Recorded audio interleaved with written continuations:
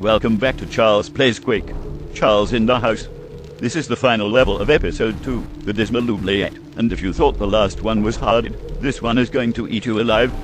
Anyway, let's get to work. Well, embarrassing stuff. There, much better. And now for the faggot fiend on the other side. Die, bitch.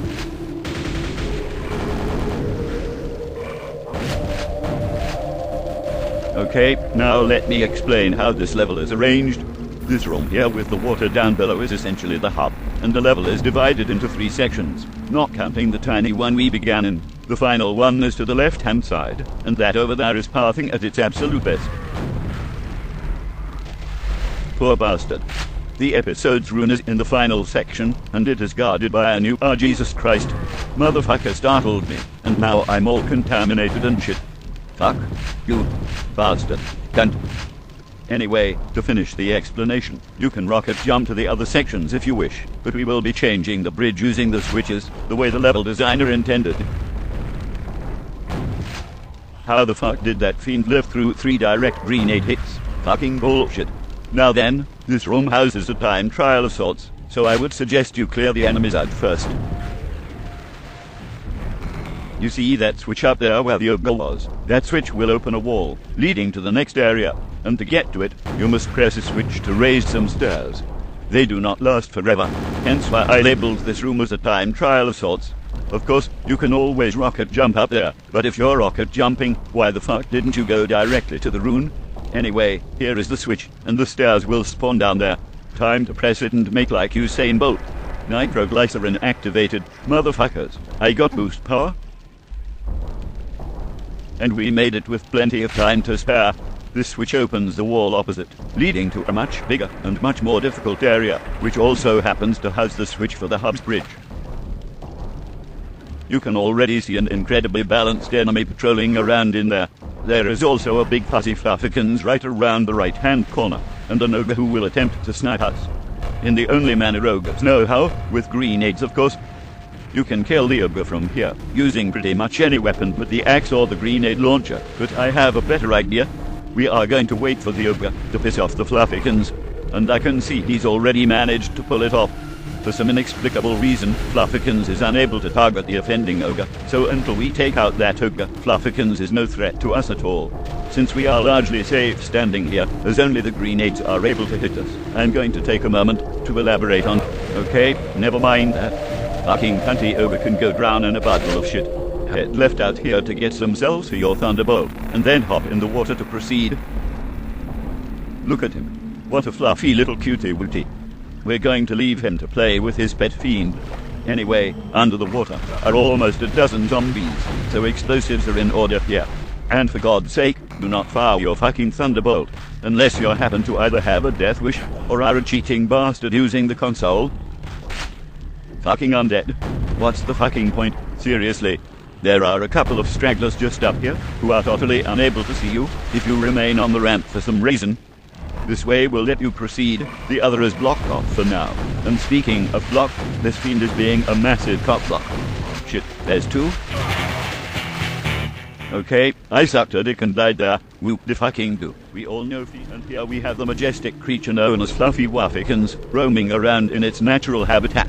They are strong, powerful creatures, yet they're gentle. As you see, it does not attack the nearby fiend, or the nearby marine who is fishing with the rocket launcher, like a boss. This documentary has been brought to you via Quake Discovery Channel. All rights reserved. 2013 Charles Playworth and the British Empire. Now then, what say we deal with those fiends this time, before they fuck me up the ass?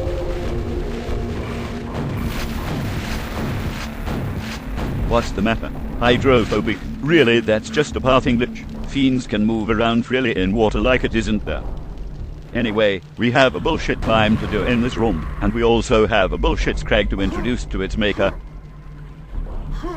Moving on up in the world, you know.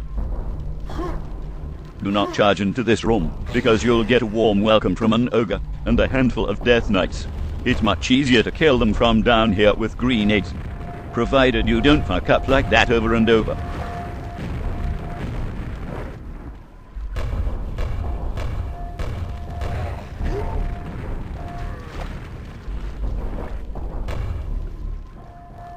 Haha, what the hell? It's like the ogre is kicking them back down here, like some kind of epic fucking troll.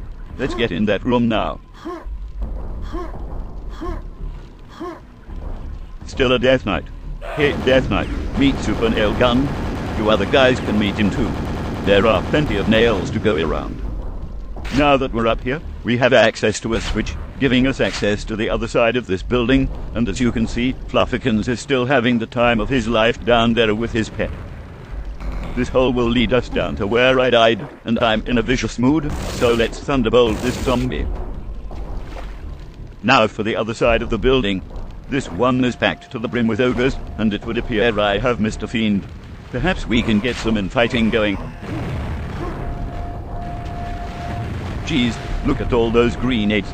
I could kill the ogres from down here normally, but I once again have a superior idea. Hidden in the water is a secret, and it will let me make short work of most of this building. If it's not obvious from the description, it's a quad damage tucked away down here under the water. You can get it from under where the fiend is standing. I'm not looking too healthy, but let's see how far I can take the quad damage regardless. Quad damage. Sadistic psychotic sex pervert mode is a go. Bring it on, motherfuckers. I may have only 23 health to work with, but if I die, you can't start coming with me. Remember, boys and girls, the simple math formula. X times 1 to the power of 4 equals quad damage can solve so many of your problems. Standing on overhead is fun.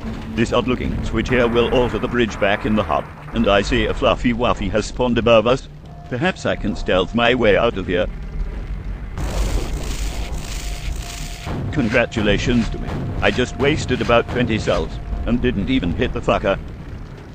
So majestic, but he's out for my blood, so I must be cautious. I can probably escape by dashing to the entryway the ogre came out from. Of course, it just couldn't be that fucking simple, could it? Eat shit, dumbass ogre.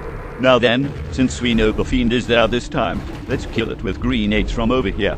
I know I fucked up pretty hard at the start with grenades, but let's be realistic for a moment. We all know Thresh ain't got shit on me. Oh, we got its attention, so we needn't bother being fancy at all. Die, scrub. Did I kill it? I can't tell. Let's go look. Yeah, there are bits and pieces of it everywhere. Moving on. This little room will loop back around to the Fluffykins in his natural habitat, who will now be aggressive towards us, because we took out the ogre he was angry towards. The ogre in question was the one I stood on the head of, the one next to the switch for the bridge at the hub. Fucking zombies. Such a worthless enemy. Give me a second to remove the corpses via grenades. Such a pain in the ass that I have to do this. Stupid fucking walking corpses. Anyway, Fluffykins down there wants a piece of us now, so I'm going to take him down from up here, because jumping down there is asking for trouble.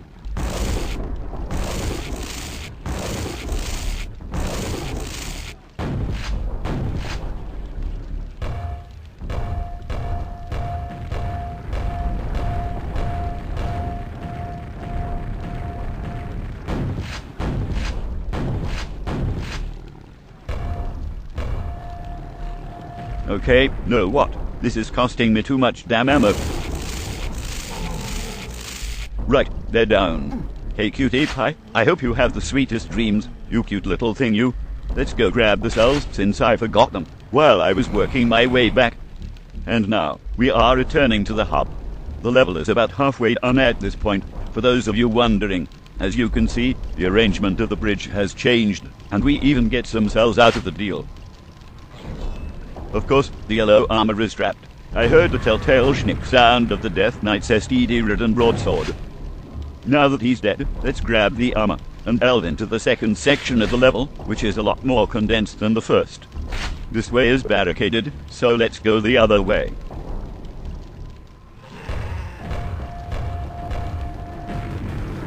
Outplayed, motherfucker. In front of us is an elevator, and elevators are a key detail of this area. This one will take us to the bottom floor, and down there is another, which covers multiple floors. The gold key door is also down there, and the switch to alter the bridge back at the hub is behind it. So that is your objective for this section.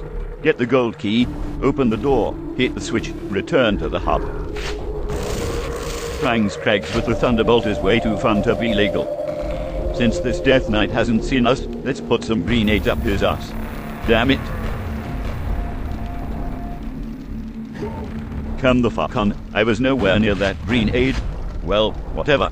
You can see the gold key door right in front of us, but without the gold key, we can't do shit here.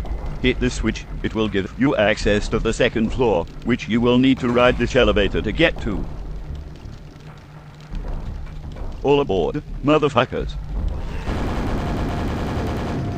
Damn it, I was too slow and missed my stop. You can see the third floor is blocked. The gold key is there, and we can unlock it from the second floor, so let's get cracking. I really should strafe those. The switch to open the way ahead is guarded by Mr. Death Knight in a room around the corner, but there is more shit in the room. Luckily, there is a secret here. Let me kill this ogre, and then I will demonstrate. Now then, this wall here can be struck by your axe, and it will lead down a flight of stairs to a rather large hidden room. Inside the room is ammo, a 100 health bonus, and best of all, a pentagram of protection, and once you pick it up, I would advise you to kill as much shit in this section as you possibly can. By all means, whip out your rocket launcher and fire the fuck away at enemies in melee range. Don't worry about armor, you can get it back later. You can also play it safe, and spend the time bouncing grenades around corners. But naturally, it's a much less efficient use of the pentagram, so I will use the strategy of charge that bitch. This switch unlocked that blocked off hallway, so off we go. There are more fucking gay fiends to deal with, and my pentagram is burning out, so I'm going to have to play it cautious now.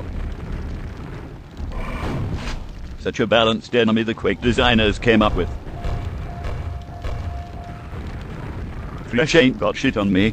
Now then, this switch will unlock the third floor, and that is naturally our next destination. So head back to the elevator, and ride it up one floor. Son of a bitch, too fucking slow again. Oh hello there, what brings you to my elevator? Get the fuck off. Dickhead, you don't have a ticket.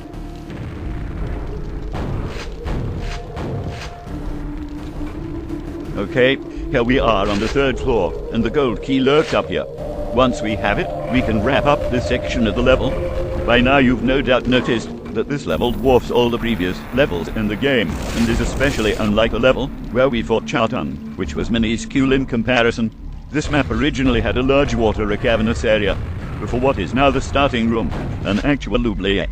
According to John Romero, this was removed because the final compiled map was too large to fit onto a floppy disk, presumably for ease of transfer during development. In other words, this map in its original form was too damn fat. Go figure.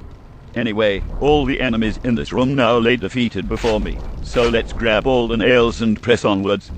We have reached the gold key, and this barricade here might be familiar to you. It was the blocked-off pathway when we first entered this section of the level. Unfortunately, we can't return to the hub just yet. We still have a bridge switch to find, so hop back on the elevator and descend to the bottom floor. Now armed with the gold key, we can enter the final room of this section.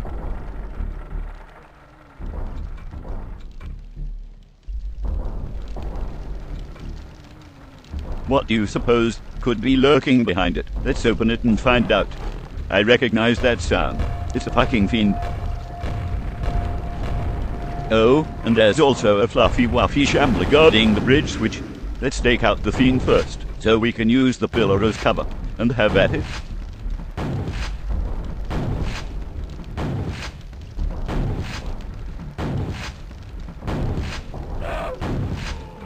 Cute little bastard. On the subject of bastards, this stained glass window is exactly that. You will get yours as stupid glass, I guarantee it. Now we can return to the hub, but we have only 24 health remaining.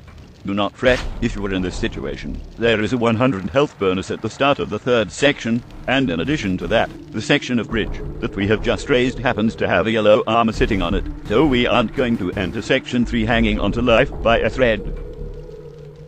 As promised, there is your yellow armor, and there is the 100 health bonus. Now then, section 3 houses the rune, and it is a much smaller section than the previous two. This room might look like a dead end, but it is in fact an elevator. That no doubt pisses speedrunners right the hell off. Possibly as much as that first fluffy wuffy who got telefragged by the second one. Poor thing. The reason I say this elevator must piss speedrunners off is because look at it. Look how staggeringly slow it moves. By the time it reaches the bottom, about 1 minute will have passed, and there is no way around this elevator. You must ride it. Poor speedrunning crazy people. While it descends, a couple of zombies will make an appearance, but that's about it. It's mostly just a pain in the ass wait. When it does reach the bottom, however, a tunnel will open, leading to the very last room of the episode. In that room is the rune and a new enemy. There will be 2 of them, because we are playing on the nightmare skill, and the enemy in question is the Vor. The Vor is arguably the most lethal enemy in the entire game. Consider the Revenant from Doom for a moment. The Vor is similar, except has far more health, and does not have a melee strike. But that is counterbalanced by the fact that every single Vor projectile has homing properties. They also home much better than Revenant missiles, and are easily able to follow you around corners. We are fortunate to have a Thunderbolt in our first encounter with them. To give you a rough idea, Vors have slightly less health than fluffy wuffy shamblers, so we can drop them reasonably fast. Here is the tunnel that I mentioned about a decade ago at the top of this elevator. You can gaze upon the new enemy. There they are. Meet the Vors. Quadruped fat things with a serious case of gingivitis. As I mentioned, I have the Thunderbolt, which is undoubtedly the best weapon to take the Vors on with, so I will drop the first, and I will use the second to demonstrate its overpowered projectile. Every single one of those will be homing, and I will give you an idea of how good their tracking is. Observe. Ring around the rosy. A pocket full of posy. It is you, it is you. The Vor falls down. Alright, motherfuckers, we got the rune, so we are finished with episode 2 and this gargantuan level. The exit portal is right here, and as with the previous end of episode portal, it will send us back to the episode select hub. So on that note, fare thee well episode 2, you've been a good sport. This giant level housed only 2 secrets, and we got both of them, like a bishop's. As with last time we finished an episode, the text will be in the tiniest font ever, so I will read it to you myself. The rune of black magic throbs evilly in your hand, and whispers dark thoughts into your brain. You learn the inmost lore of the Hellmother, Shubnagarath. You now know that she is behind all the terrible plotting which has led to so much death and horror, but she is not inviolate. Armed with this rune, you realize that once all 4 runes are combined, the gate to Shubnagarath's pit will open, and you can face the witch goddess herself in her frightful otherworld cathedral. She sounds like quite the lady. As you can see, we are back in the episode select hub, and we have avoided a rather nasty bug which can cause you to lose runes. That bug is prevalent in certain builds of QUAKE, and if it happens, I would suggest opening the console and entering Impulse 11 to get the fucker back. Anyway, 2 episodes down, 2 episodes to go.